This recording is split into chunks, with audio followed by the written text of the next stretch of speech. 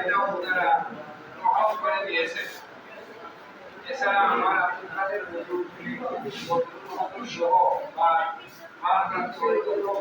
সহ তারা যে সমস্ত উপদেশাবলী দিয়েছেন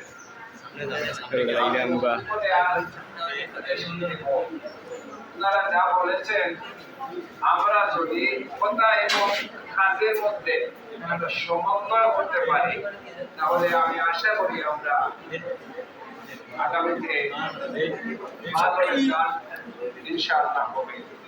আমি একটা জিনিস আপনাদের আমার ভারপ্রাপ্ত অধ্যক্ষ মহোদয়ের দৃষ্টি আকর্ষণ করছি। সবচাইতে গুরুত্বপূর্ণ জিনিস হলো ছাত্রদের উপস্থিতি।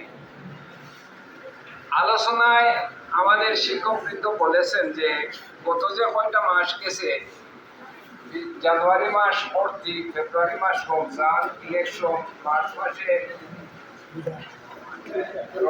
রমজান বা এসএসসি পরীক্ষা ইত্যাদি ইত্যাদি সমস্যায় ঠিকমতো ক্লাস হয় নাই।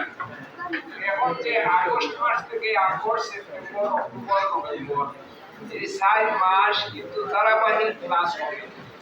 এই যে 4 মাসের ক্লাস বা 5 মাসের ক্লাস, এই ক্লাসে যদি সকল ছাত্র ঠিকমতো উপস্থিত হয় তাহলে আমি আশা করি পড়ালেখার মানে হবে ইনশাআল্লাহ। তো এখানে উপস্থিত কিভাবে করবে?